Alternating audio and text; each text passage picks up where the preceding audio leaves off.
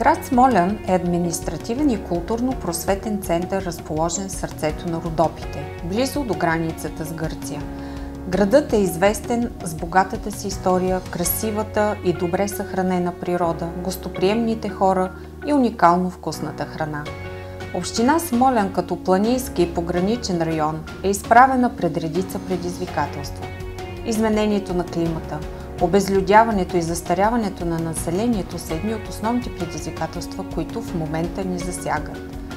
Въздействието на тези негативни тенденции се явява голям товар за местното общество и управление и конкретните мерки, които следва да се вземат, са жизнено важни, за да се отговори на тези предизвикателства и да се запази регионът ни жив. Влизането на България в Европейския съюз през 2007 година отвори много нови хоризонти за развитието на града. Осигури условия за разширяване на екипа на общината, отвори вратите за обмяна на опит и за участие в европейски проекти.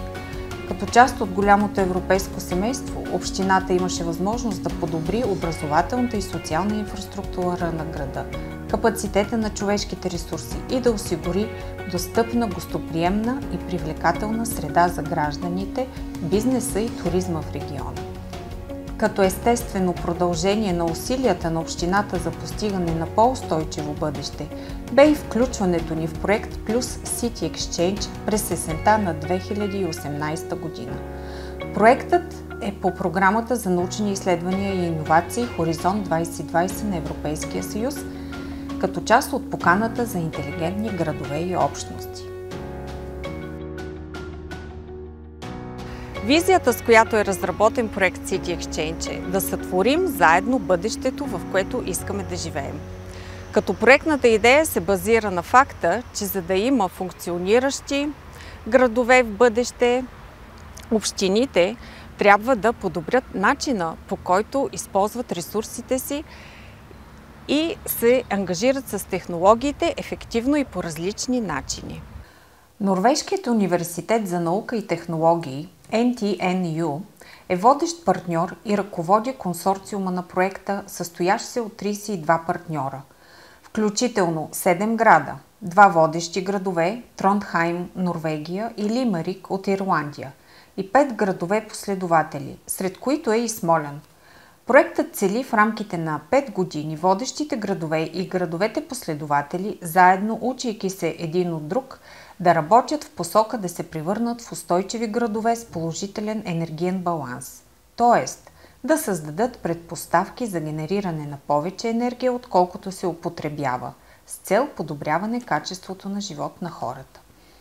Една от основните концепции на проекта е създаването на позитивно енергийни блокове и райони в градовете и свързаните с това технологични, административни, законови, социални и икономически предпоставки и предизвикателства. В рамките на проект Plus City Exchange Смолян определи 3 демонстрационни зони, в които да планира как да приложи опита от пилотните проекти на водещите градове.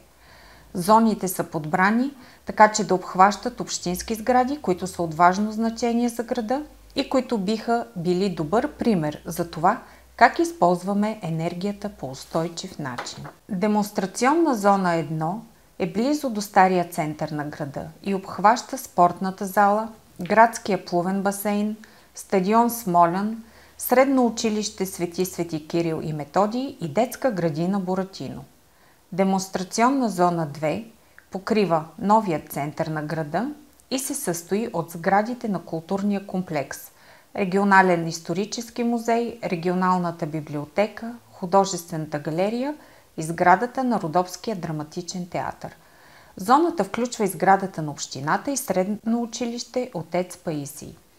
Демонстрационна зона 3 представлява спортния комплекс в квартал Райково.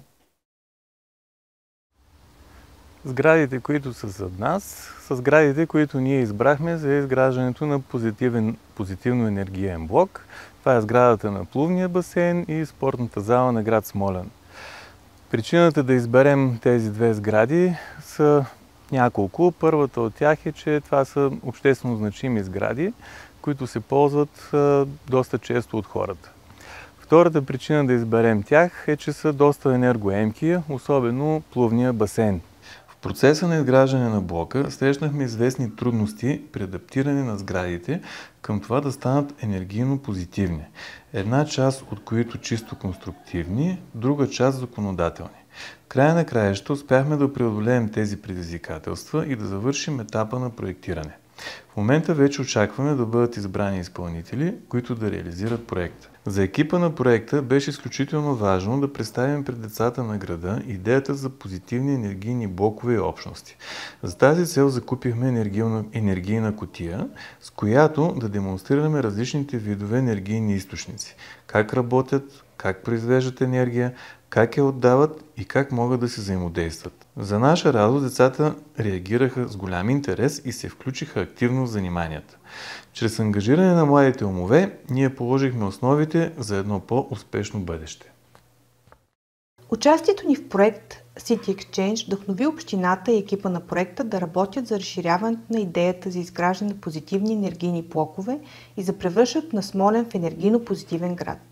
Една от първите стъпки, които предприехме в тази насока, е за изграждането на позитивно енергиен район в новия център на града или демонстративна зона 2, който да обхваща сградите от културния комплекс, сградата на общината, както и многофамилните жилища в района.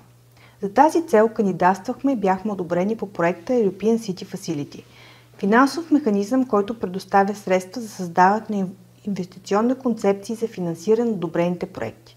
Надяваме се, чрез проекта да получим достъп до различни финансови механизми, чрез които да реализираме проектната концепция. Това, което помогна също така и за продължаването на развитието на идеята за позитивни енергийни блокове и работата с гражданите. Ние имахме възможност в рамките на проекта да се запознаем с много добри примери от нашите партньори за това как се работи с гражданите с малко по-неформални и иновативни начини за работа. Имахме възможност да проведем множество кампании и събития за граждани от различни възрасти и интереси. Организирахме дискусии на тема позитивни енергийни райони, на която представихме работещи примери както от града, така и от Европа и Азия. Използвайки иновативни методи, технологични средства, формални и неформални подходи, предоставихме възможност на гражданите активно да се включат в изграждането на местните политики.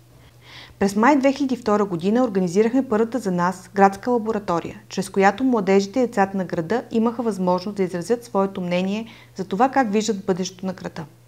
Всички тези събития позволиха на екипа на проекта да разработи визия за устойчиво развитие на община Смолян до 2050 година, която да отговаря на нуждите на населението и да отразява неговата визия за зелен, иновативен и гостоприемен Смолян. През септември 2023 година визията получи одобрението и на Общинския съвет. City Exchange е един от най-амбициозните проекти на община Смолян с задача да спомогне за установяването на устойчивите градски екосистеми с нулеви въглеродни емисии и утвърждаването на градски райони с 100% възобновяема енергия до 2050 година или така наречените положителни енергийни райони. Именно с тази цел разработихме заедно с гражданите и нашата дългосрочна визия за развитие на града до 2050 година, която да очертае план и пътна карта за прилагането на добри практики и успешни модели с цел постигането на позитивни енергийни райони и градове с устойчиво развитие на територията в дългосрочен план. С това град Смолян става един от водещите градове в България, който работи по тази тема, с поглед в бъдещето и с мисъл за идните поколения. Намираме се на стария център на град Смолян, където се помещава Sky Hub Смолян. Първоначалната идея за създаването на това пространство е то да работи като споделено работно място по време на COVID мерките. Впоследствие екипът на проект City Exchange вижда потенциала на това пространство, то да се развие като център за иновации. С цел да провокираме гражданите и да събудиме интересът им към пространството, през април 2022 година проведохме Ден на отворените врати, където заедно с партньори от организацията Wind of Change организирахме първата в града климатична фреска. След успеха на събитието, екипът се здоби със собствен фасилитатор, благодарение на което уъркшопа продължи да се провежда в града. Освен климатична фреска, Sky Hub Смолян бе домакин на множество събития, имащи за цел да развият следващото поколение умни жители. Проведохме демонстрации с възобновяеми източници с енергийната кутия на общината. Гостуваха ни Млад изобретател, инициатива, която реализира проекти в областта на роботиката и в сферата на иновациите и професиите на бъдещето. В началото на тази година за пръв път участвахме и в глобален детски дизайнатон, където децата имаха възможност да представят идеите си за по-устойчиво бъдеще пред деца от цял свят. Към момента с гордост може да кажем, че интересът към SkyHub Смолян се развива извън рамките на проекта. Посещаване от хора с различни професии и националности, а също и от местни жители, които имат нужда от работно място в центъра на града. Продължават да се провеждат и курсове за IT специалисти. Броят на хората, които се свързват с мен и търсят възможностите, които пространството предлага, се увеличават всяка седмица. За мен проектът City Exchange беше предизвикателство, тъй като това е първият проект международен и европейски, по който аз работя. Но той ми донесе много удовлетворение, особено в работата ми с гражданите, а по-конкретно с работата ми с следващото поколение умни граждани. Работейки с най-малките, ние положихме основите за едно по-устойчиво бъдеще.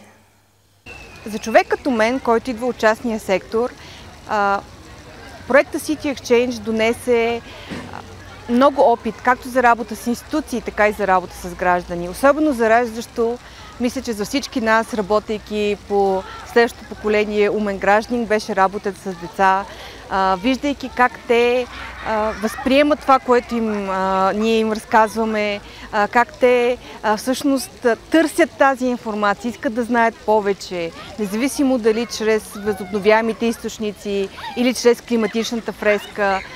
Това беше много обогатяващо, мисля, че за целия екип.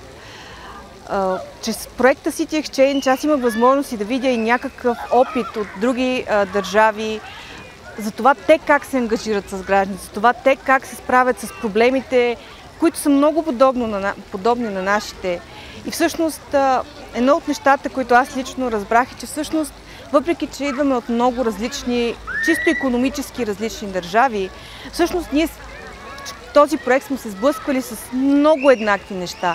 Това е с законодателство, проблеми с законодателството, бавните темпове на администрацията, нежеланието до известна степен дори на гражданите за промяна, за работа, за бъдещето.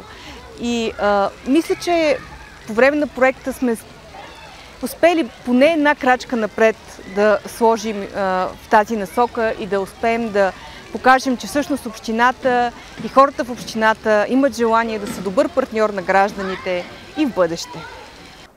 Радвам се, че община Смолян е част от такъв мащабен проект като City Exchange. Това да имаме 32 партньора от всички части на Европа с абсолютно различно мислене, с еднакви проблеми в развитието на градската среда, беше много полезно за нас. Научихме много нови уроци във връзка с екологосъобразната мобилност, във връзка с енергийната ефективност. Радвам се, че много от партньорите почерпиха добри идеи и опит от община Смолян.